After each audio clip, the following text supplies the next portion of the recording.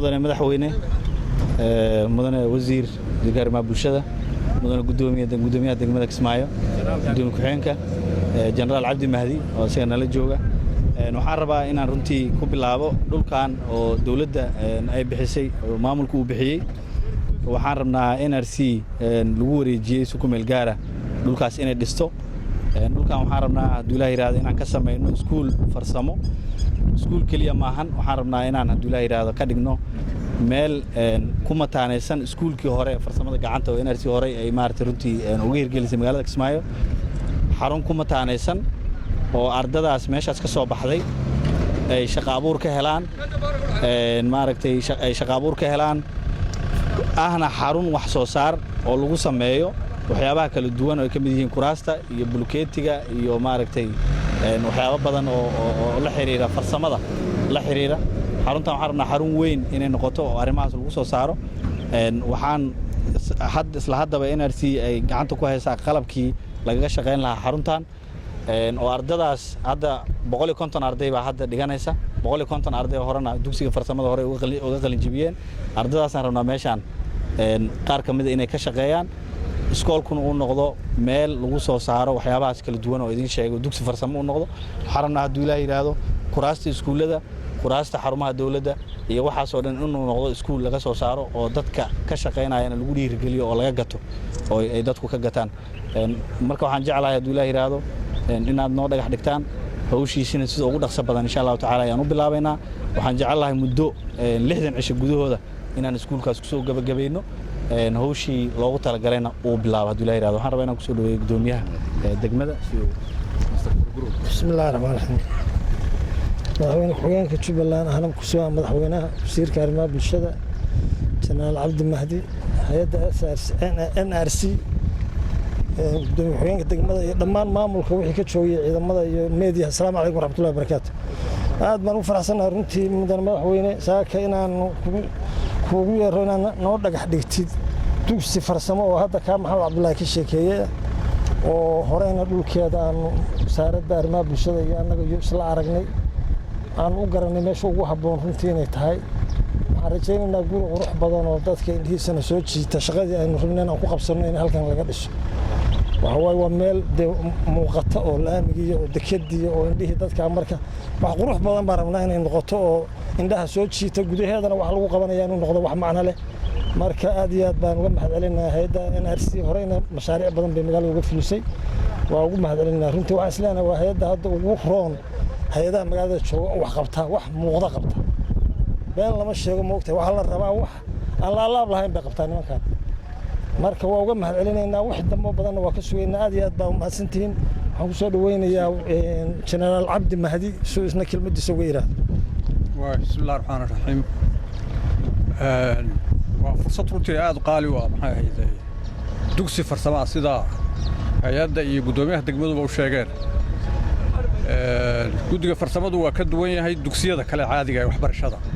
waana ka muhiimsan yahay marka fursad hadaynu helay hay'addu halkaan inay ka fuliso dugsi farsamo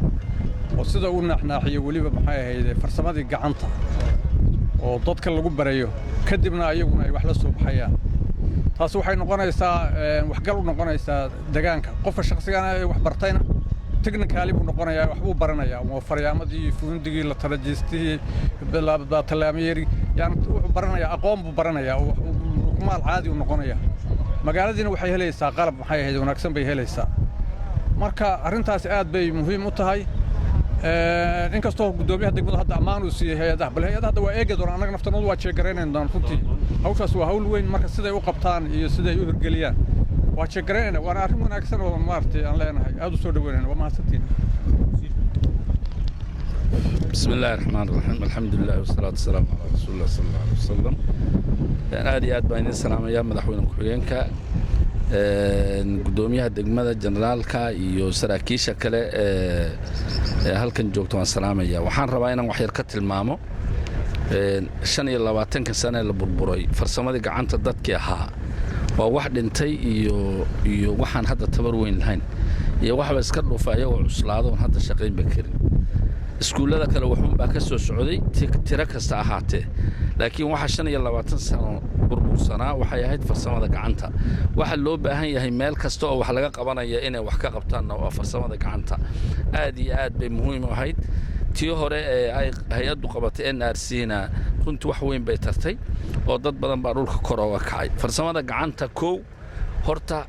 dad aan iskuul hadda bilaabaan aan ka gaadheen durba dheef ku helayaan oo durba xoogoo isticmaalayaan laba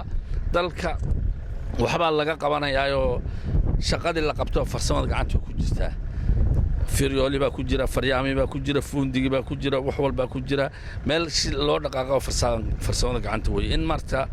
loo yaa ku jira meeshii waxa la yiraahdaa la qabto farsamada gacanta ku jirta dheeftiina farsamada gacanta ku jirto durba waa la helayaa dhalinyaradu way iska tuban tahay in farsamada gacanta la baro aad iyo aad bay muhiim u tahay waan ku faraxsanahay in dugsi farsamo gacanta oo wax lagu baranayo halkan laga sameeyo waxaan kaloo ku faraxsanahay waxay soo saaraan in laga gato oo halka base uu ka dhasho inay dhalinyaradu base yeelato durba aqoontoodii ay wax ku soo saaraan ay ku helaan aad iyo aad baad u mahadsantihiin waxaan ku soo dhaweynayaa madaxweynaha بسم الله الرحمن الرحيم الحمد لله رب العالمين وبه نستعين على أمور الدين والدين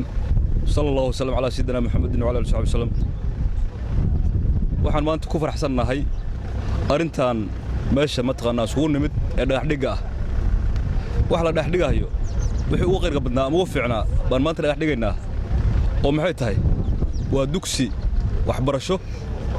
oo suu macalinka uu sheegay waxbarashada way kala duwan tahay waa farsamadii gacanta ilaahay baa maadaas iska leh waxaan rabaa inaan maadaas u celiyo maanta aan dhagax dhigayno dugsiga farsamada gacanta ee Jubbaland maamulka degmada oo ugu horeeyo gudoomiyaha iyo gudoomiye ku-xigeenka oo arintan aad iyo aad iskaga xil saaray wax badan haday noqon lahayd wajiga koowaad ee laga dhisay meesha la yiraahdo dugsiga Olympic activity ku yaal ee farsamada ee aan furnay xilligaad ogeydeen laga soo bilaabay hadeer hawsha ay gacanta ku hayeen farsamada aad baan ugu madcelinayaa saas si leeg wasaaradda arrimaha bulshada oo arintan gaar ahaan u taabanaysay dhinaca waxbarashada iyo arrimaha bulshada isku jiro na iyaduna amaan baa u soo jeedinayaa saas si leeg waxaan amaan u soo jeedinayaa hay'adda NRC oo aad iyo aad isaga xil saartay arrimahan gaar ahaan aan taaban karno dhulkii hore oo aan siinay markii aan siinayna wuxuu ahaa iyo maanta wuxuu yahay aan kala garanayno meel qashin qub ah oo lagu mataqaanaa aad iyo aad u foolxun bay ahayd waagi hore midkaan bixinay haddana ubax baa ka soo baxay ubaxii dhalinyarada la dhihi jiray dhalinyaradi yaa ka soo baxayso marka farsamada suu wasiirka u sheegahayaba dadka farsamada gelayo waa dad aan sugi karin hadda waxbarasho inay galaaska koowaad ilaa 12 ay gaaraan aan sugi karin weeye jaa hadda harqaamihii baa la waxaynahayaa cilaankii baa la saarahayaa dadkii dhan shaqay wada waxaynahayaan midaan hadda laga shanqarinahay oo maxaa la yiraahdaa bulkeeti tubeste maxaa la yiraahdaa faryaamo iyo waxyaalo badan ayadana waxbay noo qaban doontaa hadduu ilaahay yiraahdo waxaan dhex dhigaynaa insha allahu tacaala barnaamijkan waxaan mar labaad iyo mar saddexaad iyo mar afraadba u mahad celinayaa intaan taabtay oo ugu horreeya maamulka degmada wasaaradda iyo hay'addaba waxaan uga faa'iideysanayaa hay'adaha kaleta oo shaqooyinka wado sida hay'adda NRC wax loo taaban karay u sameynayso in ayaguna mataqaanaa wax loo taaban karo u sameeyaan baan maxaa la ka codsanayaa annagu wax noo ah in wax la qabta wax noo ah haddaan nahay Jubbaland ummadda reer Jubbaland meel kastoo joogtana waxa wax u ah in wax loo qabto wax qabadka marka muxuu yahay waxa la dhisayaa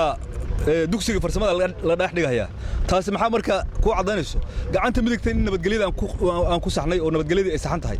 gacanta bidixdana aan ku wadno horumarkii oo dhulka mataqaana Jubbaland la yiraahdo dhinacna amniga laga soo hayo dhinacna nabadgelyada muxuu ahaa maxaa la dhihi jiray horumarka loo soo jeestay reer Jubbaland meel kastoo joogan arintaas inay niyad ku qabtaan baan muxuu ahaa idana u sii marsiinaya aad iyo aad baan u idin salaamayaa waxaan haddana dhex dhigi doonaa hadduu la yiraahdo dhagaxii ugu horeeyay ee dugsiga farsamada gacanta assalaamu calaykum waraxmatullaahi wabarakaatuh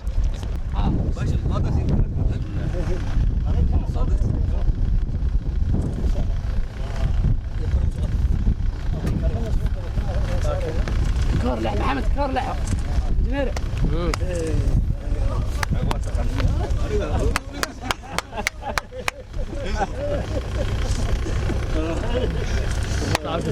اوكي